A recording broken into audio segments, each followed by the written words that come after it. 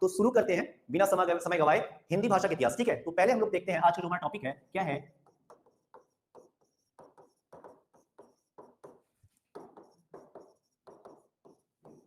उम्मीद है सारी चीजें सही से दिख रही होंगी, कलर समझ में आ रहा होगा। जो आज की टॉपिक हमारी होगी वो टॉपिक होगी हिंदी भाषा का इतिहास। ठीक है, सबसे पहले हम लोग आपको ये बताना चाहेंगे हम आपको कि जो हिंदी भाषा के इतिहास में ये जो हिंदी शब्द आपका लिखा हुआ है, ये हमें लगता है कि हिंदी भाषा का शब्द है, लेकिन ऐसा नहीं है। हिंदी भाषा के इतिहास में जो हिंदी ये शब्द लिखा हुआ है, अगर मूल रूप से देखा जाए, मूलतः देखा जाए तो ये शब्द कैसा शब्द है? ये शब्द फारसी शब्द है। कैसा शब्द है? फारसी शब्द है। ये हमारा शब्द नहीं है, ये फारसी शब्द है। हिंदी शब्द कैसा शब्द है? फारसी शब्द है। दूसरी चीज पे यदि हम लोग ध्यान दें कि हिंदी शब्द का जो विकास हुआ है वो हिंदी शब्द का विकास कैसे हुआ है, तो हिंदी शब्द का विकास यदि हम लोग देखें तो हिंदी शब्द का विकास आपका सिंधु शब्द से हुआ है, लेकिन सिंधु शब्द से डायरेक्ट हिंदी शब्द आपका नहीं बना हुआ है। ध्यान दीजिएगा, सिंधु से हिंदी शब्द का विकास तो जरूर हुआ है, लेकिन सिंधु शब्द से डायरेक्ट हिंदी शब्द नहीं आया है। आया कैसे है, वो क्रम कैसे है सिंधु शब्द से हिंदी शब्द के आने का? तो याद रखिएगा, सिंधु से सिंध बना, सिंध से हिंद बना और हिंद से हिंदी बना। तो कहने का मतलब यदि हम लोग सिंधु से बात करें, सिंधु शब्द से बात करें, तो हिंदी शब्द का विकास कैसे हुआ है? याद रखिएगा, हिंदी शब्द का विकास हुआ है सिंधु शब्द से, और क्रम क्या रहा है? क्रम रहा है आपका सिंधु से सिंध बना है, सिंध से हिंद बना है और हिंद से हिंदी बना है। यहाँ पे दो चीजें आपके काम लायक है जिसको आप नोट कर सकते हैं। जो पहला पॉइंट है वो पॉइंट क्या है कि हिंदी भाषा के विकास में जो हिंदी शब्द मैंने सामने लिख रखा है, मूलतः ये कैसा शब्द है? मूलतः ये फारसी शब्द है। और हिंदी शब्द का विकास कैसे हुआ है? हिंदी शब्द का विकास हुआ है आपके सिंधु शब्द से। सिंधु से सिंध बना, सिंध से हिंद बना और हिंद से हिंदी बना। यहीं पे मैं एक प्रश्न आप लोग से पूछना चाहूंगा, जवाब आप दीजिएगा कि सिंधु से जो सिंध शब्द बना है और ये जो सिंध से हिंद और हिंद से हिंदी बना है, हिंदी ये देन किसकी है? हमें हिंदी नाम किस देश के लोगों ने दिया था? कमेंट करके जल्दी बताएं। ये मैं पढ़ा चुका हूं, बहुत पहले क्लासेस में पढ़ा चुका हूं। आप लोग कमेंट करके बताएं, हिंदी भाषा का नाम हिंदी ये किस देश की देन है? किन्होंने हमें हिंदी भाषा का नाम हिंदी दिया? यहां तो परिचय होने लगा है। अच्छा, वेरी गुड, त्रिपाठी जी बोल रही हैं ईरानी, बहुत सही। सिंधु से हिंदी शब्द का जो निर्माण हुआ है वो देन किसकी है? वो देन है ईरानियों की। किसकी देन है? ईरानियों की। एक चीज याद रखिएगा, अब आपको थोड़ा यहां पे मैं भूगोल की तरफ लेके जाना चाहता हूं कि जो सिंधु से सिंध, सिंध से हिंद और हिंद से क्या बना आपका? हिंदी बना। कैसे बना? ध्यान दीजिएगा थोड़ा सा। यदि आप भारत के नक्शे के बारे में अगर आपको जानकारी हो तो ये अगर आप देखेंगे,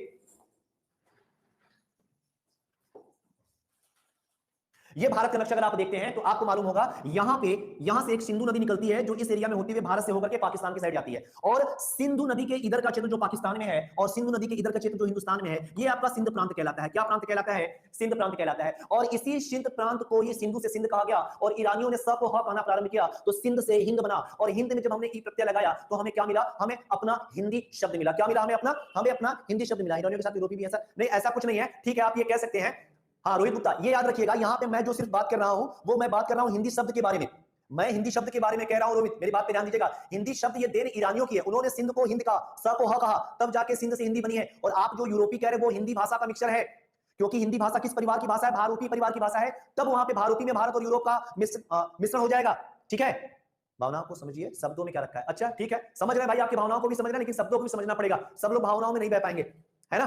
चलिए, तो मैंने आपको यहां पे बता दिया कि हिंदी शब्द मूलतः कैसा शब्द है? फारसी शब्द है। दूसरा मैंने आपको बताया कि हिंदी शब्द का विकास कैसे हुआ है? हिंदी शब्द का विकास सिंधु शब्द से हुआ है। सिंधु से सिंध बना, सिंध से हिंद बना और हिंद से क्या बना? हिंदी बना। अब हम लोग चर्चा करते हैं कि जैसे हिंदी शब्द का विकास हुआ है वैसे हिंदी भाषा, क्या शुरू से हिंदी भाषा बोली जाती थी? ऐसा नहीं है, शुरू से हिंदी भाषा नहीं बोली जाती थी। शुरू से हिंदी भाषा नहीं बोली जाती थी। जो सबसे पहले भाषा बोली जाती थी वो भाषा हमारी थी संस्कृत थी। क्या थी हमारी भाषा? संस्कृत थी। संस्कृत भाषा से ही किसका विकास हुआ है? हिंदी भाषा का हुआ है। किसका विकास हुआ है? हिंदी भाषा का हुआ है। लेकिन संस्कृत से हिंदी भाषा का जो विकास हुआ है एक क्रमबद्ध तरीके से हुआ है। किस तरीके से हुआ है? एक क्रमबद्ध तरीके से हुआ है, और वो क्रम आपको जान लेना बहुत ही जरूरी है। क्रम क्या है? ध्यान रखिएगा, संस्कृत से क्रम क्या है? ध्यान रखिएगा, संस्कृत से जो सबसे पहले भाषा निकली हमारी है वो निकली है पाली। पाली से निकला है प्राकृत, प्राकृत से निकला है अपभ्रंश, और अपभ्रंश से निकला है अवहट।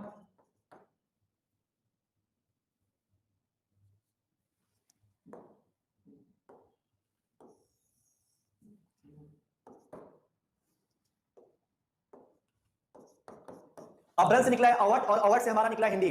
तो कहने का मतलब संस्कृत से हिंदी का विकास तो जरूर हुआ है, लेकिन एक चरणबद्ध तरीके से हुआ है। और वो चरणबद्ध तरीका क्या है? मैंने आपके सामने लिख रखा है। संस्कृत से पहले पाली आई, पाली से प्राकृत बना, प्राकृत से अपभ्रंश बना, अपभ्रंश से अवहट बना, अवहट से हिंदी बना।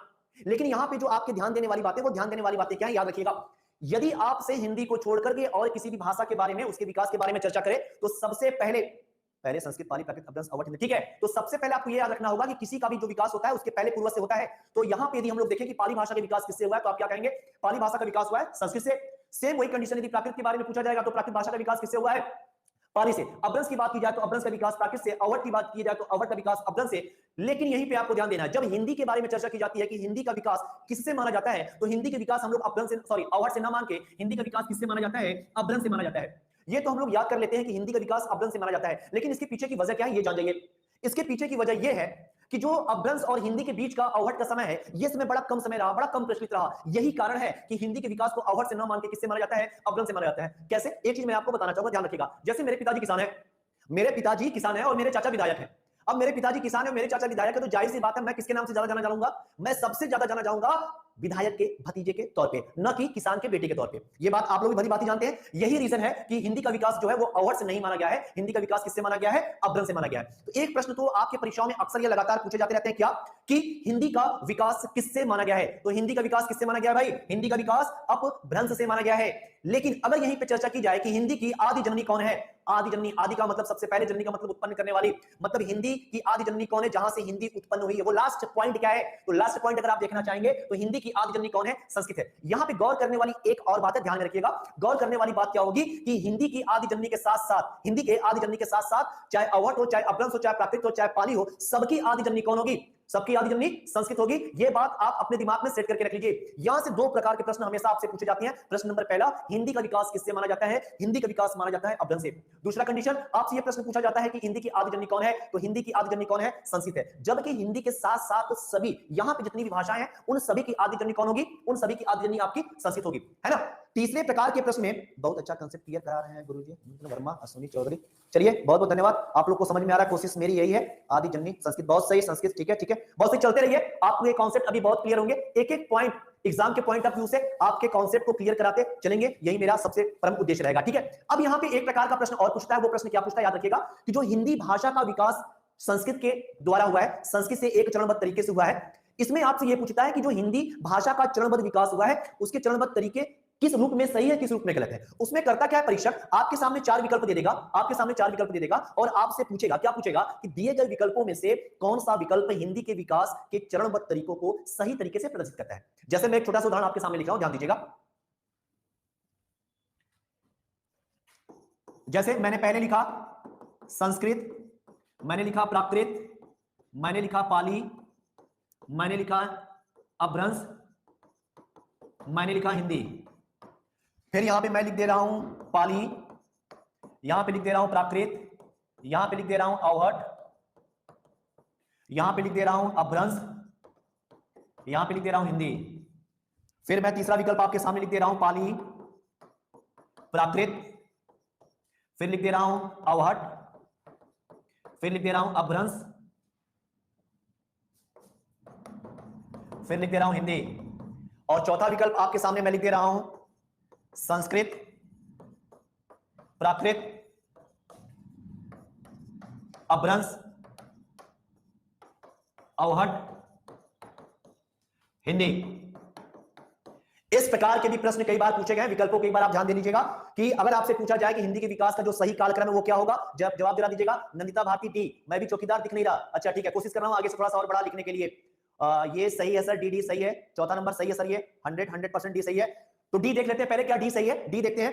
पहले देखते हैं ए वाले सेक्शन को, देखते हैं संस्कृत है, संस्कृत के बाद प्राकृत है, पाली है, अपभ्रंश है, हिंदी है। तो आपको मालूम है विकास में पाली के बाद प्राकृत है, यहाँ प्राकृत के बाद पाली हो जाएगा, ये सेक्शन आपका पूरा का पूरा गलत हो जाएगा। दूसरा देख लेते हैं पाली के बाद प्राकृत, यहां तक तो ठीक है। उसके बाद देख लेते हैं अवहट, ये अवहट के बाद अपभ्रंश, अपभ्रंश के बाद हिंदी, गलत हो जाएगा क्योंकि अपभ्रंश अवहट के पहले, ये सेक्शन भी आपका गलत हो जाएगा। तीसरा कंडीशन देख लेते हैं पाली, पाली से प्राकृत है, प्राकृत से अवहट, अपभ्रंश, ये भी सेक्शन आपका गलत हो जाएगा। चौथा अगर सेक्शन दोनों सेम है, चौथा अगर देखेंगे तो संस्कृत से प्राकृत है, पाली गायब है, पाली गायब है तो उससे कोई दिक्कत नहीं, पूछा जाए तो डी एकदम सही, खुश रहिए। संस्कृत के बाद पाली है, प्राकृत है, प्राकृत के बाद अपभ्रंश है, अपभ्रंश के बाद अवहट है, अवहट के बाद हिंदी है, बिल्कुल सही। जिन्होंने डी आंसर किया है वो बिल्कुल सही है, जिन्होंने डी आंसर किया है वो बिल्कुल सही है सर। 2 और 3 ऑप्शन सेम ही है, हाँ एकदम सही त्रिपाठी जी, 2 और 3 ऑप्शन एकदम सेम है, कोई दिक्कत नहीं है। मेन ऑप्शन पे फोकस करते हैं, जो 4 नंबर का ऑप्शन है, ऑप्शन नंबर डी, ये हमारा बिल्कुल सही जवाब है। यहां पे एक चीज आप याद रखिएगा, यहां पे एक चीज आपको याद रखना है, जो विकास का कालक्रम होगा, ध्यान दीजिएगा, जो विकास का कालक्रम होगा उसमें से कोई एक पद यदि गायब है तो कोई दिक्कत नहीं, उसमें से कोई एक पद यदि गायब है तो कोई दिक्कत नहीं होगा, ध्यान दीजिएगा, बशर्ते वो अपने जगह से हटकर आगे या पीछे नहीं जाना चाहिए। जैसे संस्कृत के बाद पाली गायब है, कोई दिक्कत नहीं। संस्कृत के बाद पाली गायब है, कोई दिक्कत नहीं, हमें कोई मतलब नहीं है। संस्कृत के बाद पाली गायब है, बस आपको ये ध्यान देना है कि पाली जो होगा वो पाली कहीं और आगे किसी के स्थान को ग्रहण न कर ले। तो ऐसा नहीं हुआ है, ऐसा नहीं हुआ। तो ये हमारा कंडीशन क्या हो जाएगा? एकदम सही हो जाएगा। क्या हो जाएगा? एकदम सही हो जाएगा। यहां तक सबको चीजें क्लियर है? क्लास कैसे छोड़कर गए? Sure, nice sir, D D D जा कहां रहे हो? ठीक है ठीक है, जो लोग हैं आप लोग पढ़ते रहे, कोई इशू नहीं है। गुरुजी नहीं पहचान रहे हैं क्या? कार्तिक से नहीं पहचान रहे हैं भाई, पहचान रहे हैं। कार्तिक पहचान रहे हैं, सबको पहचान रहे हैं, धीरे धीरे सबको पहचानेंगे, है ना? तो पहले ये भी चलता है और साथ साथ में मैं आपके कमेंट्स भी लेता रहूंगा। यहां तक फिलहाल सबको समझ में आ रहा है? एक बार थंबनेल दे दें। यहां तक जो मैंने आपको टॉपिक दिया संस्कृत के विकास से, संस्कृत से हिंदी का विकास लेकर के, ये सारी चीजें सबको समझ में आ रहा है? रोहित गुप्ता हम सब ठीक है? ठीक है। नेहा कुमारी बहुत से, श्रेयम अस्थाना बहुत से, विवेक कुमार, ये सब समझ में आया? आगे बढ़े।